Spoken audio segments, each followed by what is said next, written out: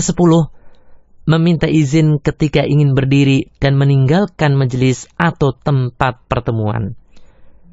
Karena hal tersebut merupakan adab yang mulia, pengunjung diarahkan untuk memiliki adab ketika hendak meninggalkan majelis.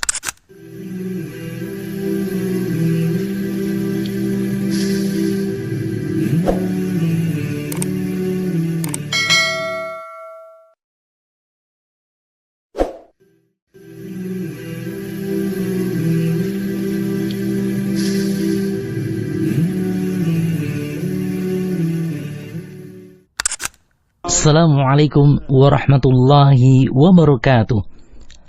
Alhamdulillahi rabbil alamin. Wassalatu wassalamu ala ashrafil anbiya'i wal mursalin wa ala alihi wa ashabi wa man tabi'ahum bi ihsan ila yaumiddin. Amma ba'd.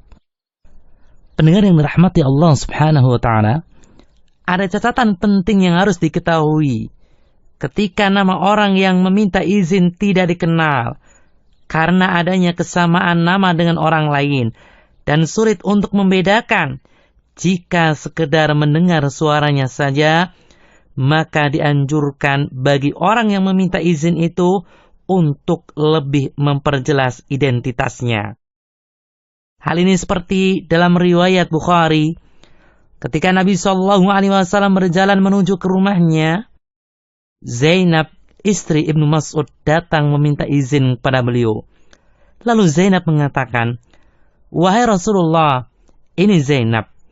Maka Rasulullah berkata, "Zainab yang mana?" Zainab pun menjawab, "Zainab, istri Ibnu Mas'ud." Rasulullah SAW berkata, "Ya, persilahkan dia masuk."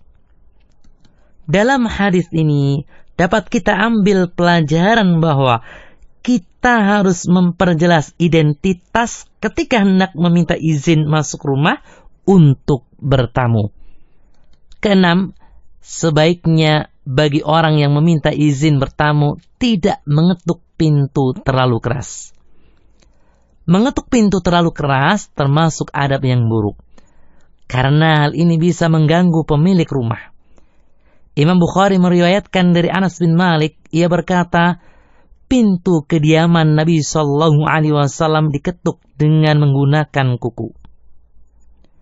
Adab ini dilakukan oleh para sahabat sebagai gambaran adab yang tinggi. Ini adalah adab terpuji bagi seseorang yang berada di dekat pintu.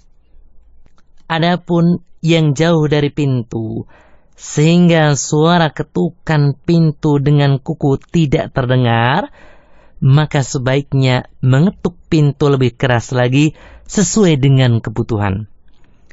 Adab ketujuh adalah jika pemilik rumah menyuruh untuk kembali, maka orang yang meminta izin harus kembali.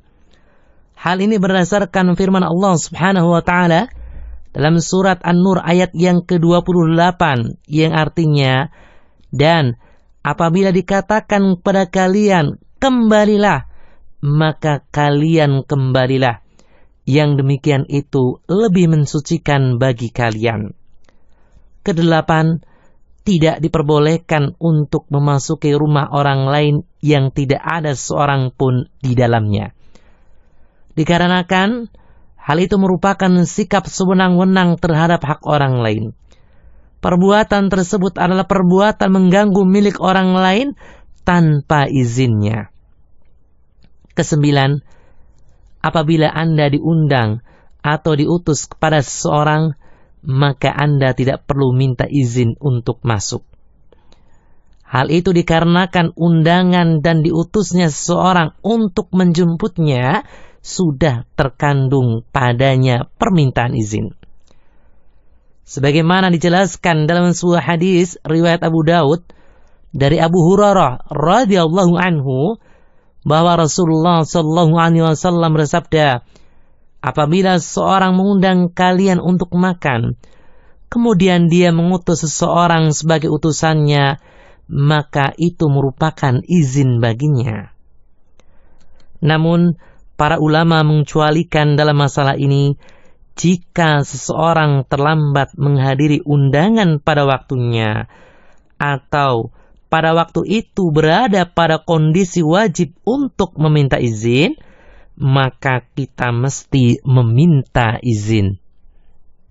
Ke-10, meminta izin ketika ingin berdiri dan meninggalkan majelis atau tempat pertemuan. Karena hal tersebut merupakan adab yang mulia. Pengunjung diarahkan untuk memiliki adab ketika hendak meninggalkan majelis. Maka, sebagaimana Anda meminta izin ketika hendak masuk, begitu pula hendaknya meminta izin ketika Anda hendak meninggalkan majelis.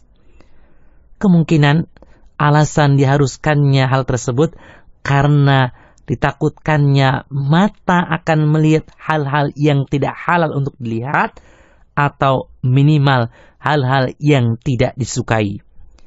Adab yang ke-11, meminta izin ketika hendak menemui ibu atau saudara perempuan di ruangannya. Mengapa harus meminta izin? Agar mata kita tidak melihat hal-hal yang dilarang, misalnya aurat atau hal-hal lainnya yang tidak disenangi kaum wanita jika diketahui oleh selain mereka. Muslim bin Nadir mengatakan, seorang laki-laki bertanya kepada Huzaifah, apakah aku harus meminta izin kepada ibuku? Huzaifah menjawab, jika engkau tidak meminta izin kepada ibumu, engkau akan melihat hal-hal yang engkau benci. Hadis riwayat Bukhari. Adab yang ke-12, disunahkan memberikan kabar kepada istri ketika akan masuk rumah. Hal ini dimaksudkan agar suami tidak melihat istrinya dalam keadaan yang dapat membuatnya marah, atau istri sedang melakukan sesuatu yang tidak ingin dilihat oleh suaminya. Zainab, istri Ibnu Mas'ud, pernah berkata, jika Abdullah datang dari menyelesaikan suatu keperluan, maka dia berdehem karena khawatir kami dalam keadaan yang tidak ia sukai. Ke-13, para pembantu dari kalangan budak atau anak-anak yang belum balik diharuskan bagi mereka untuk meminta izin kepada ibu dan saudara-saudara perempuan dalam 3 keadaan, yaitu sebelum sholat fajar, ketika waktu tidur siang sebelum duhur, dan setelah sholat isya. Selain dari ketiga waktu tersebut, maka tidak ada keharusan bagi mereka untuk meminta izin terlebih dahulu. Pendengar yang dirahmati Allah Subhanahu wa Ta'ala, demikianlah pembahasan tentang adab-adab dalam bertamu dan meminta izin yang sesuai dengan petunjuk Rasulullah Sallallahu Alaihi Wasallam. Dengan mengetahui serta mengamalkan adab-adab tersebut, kita akan meraih pahala dari Allah Subhanahu wa Ta'ala. Semoga bermanfaat. Wallahu a'lam. Wassalamualaikum warahmatullahi wabarakatuh.